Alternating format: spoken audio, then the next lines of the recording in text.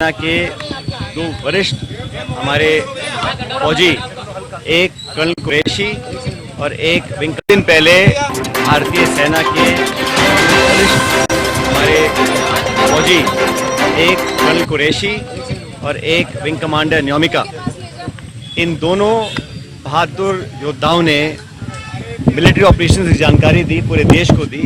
और मुझे भारतीय होने के नाते कर्नल कुरैशी और विंग कमांडर न्योमिका, इन दोनों ने जिस कुशलतापूर्वक तरीके से मिलिट्री एक्शंस की जानकारी पूरे देश को दी, उस पर हम सबको बहुत फक्र है। और मैं समझता हूं कि जिस प्रकार मध्य प्रदेश के एक मंत्री ने अपशब्द का इस्तेमाल किया कर्नल कुरैशी के लिए विशेष रूप से, उस पर मुझे लगता है कि उनको सरकार में रहने का कोई अधिकार नहीं है।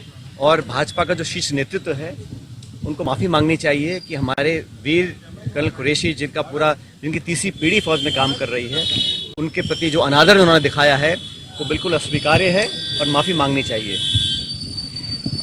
कल फिर हमने देखा कि राष्ट्रपति ट्रंप सऊदी अरब की यात्रा पे गए और वहाँ पे एक बार और उन्होंने बड़े स्पष्ट रूप से कहा कि भारत और पाकिस्तान के बीच जो युद्ध विराम कराया गया वो उनके द्वारा कराया गया, और जो शर्त रखी थी उसमें व्यापार की मात्रा बढ़ाने के लिए उन्होंने प्रस्ताव रखा, जिस पर भारत और पाकिस्तान दोनों सहमत हो गए।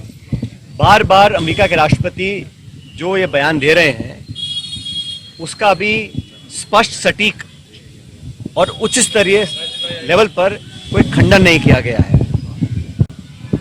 एक बात और हमने देखी कि जितनी बार भी सोशल मीडिया पर राष्ट्रपति ट्रंप ने अपना पक्ष रखा है इस पूरे मुद्दे को लेकर, उन्होंने एक बार भी आतंकवादी शब्द का इस्तेमाल नहीं किया, उन्होंने टेररिज्म का इस्तेमाल नहीं किया, उन्होंने कहीं भी पाकिस्तान द्वारा दशकों से नामी गिरामी विश्व प्रसिद्ध आतंकवादियों को जो पनाह दी है, और जो भारत में लगातार मुंबई से लेकर पुलवामा और पहलगाम में जो आतंकवादी हमले हुए हैं, उस पर पाकिस्तान का जो प्रूवन ट्रैक रिकॉर्ड है, उस पर एक शब्द नहीं कहा।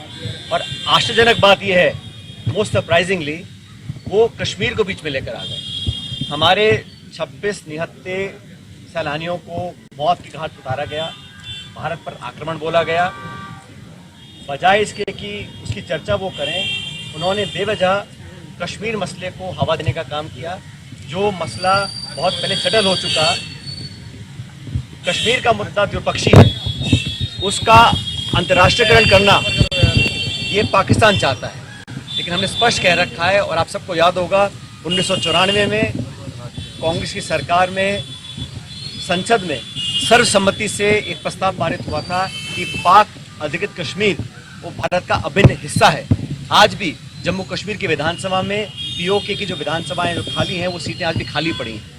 और 1994 में जो हमने प्रण लिया था, भारत ने लिया था, किसी एक दल ने नहीं लिया था, संसद ने लिया था। आज समय आ गया कि एक बार दोबारा विशेष सत्र बुलाया जाए, जो कुछ अब तक घटा उस पर एक चर्चा हो। और मैं तो मानता हूं कि 1994 का जो प्रस्ताव था कि पीओके को हमें वापस लेना है, उसको दोबारा पारित किया जाए, क्योंकि लगातार ऐसी संभावनाएं बढ़ रही हैं कि कश्मीर को इंटरनेशनलाइज किया जा रहा है। और ये अमेरिका बोल रहा है कि हिंदुस्तान पाकिस्तान की कहीं हम एक न्यूट्रल साइड में मीटिंग करवाएंगे, तो ये मीडिएशन, थर्ड पार्टी इन्वॉल्वमेंट, ये भारत की दशकों पुरानी जो स्टेटेड पॉलिसी है उसके विपरीत जाता है। इसलिए 1994 के जो हमने प्रस्ताव पारित किया था, उसको दोबारा पारित करने का समय आ गया, ताकि पूरा विश्व देख सके कि पीओके के मुद्दे पर, आतंकवाद के मुद्दे पर, आतंकवाद को जड़ से खत्म करने के मुद्दे पर पूरा भारत एक है। वर्तमान सरकार को अप्रत्याशित समर्थन कांग्रेस ने दिया, विपक्ष ने दिया, और 140 करोड़ लोग आतंकवाद को जड़ से खत्म करने के लिए संकल्पित हैं। इसमें कोई किसी को डाउट नहीं होना चाहिए। लेकिन दुर्भाग्यवश जो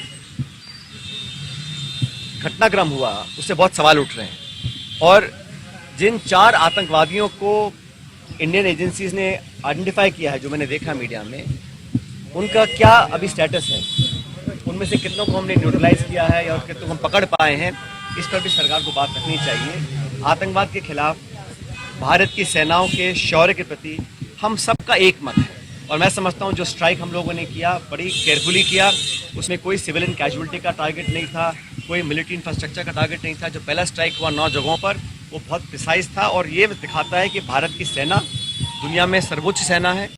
Indian army is the most professional army. और हमारे जो एयर स्ट्राइक रहा स्पेसिफिक टारगेट था, प्रिसिजन बॉम्बिंग थे, उसका मैं समझता हूँ सबने स्वागत किया। लेकिन उसके बाद अचानक जो युद्ध विराम की घटना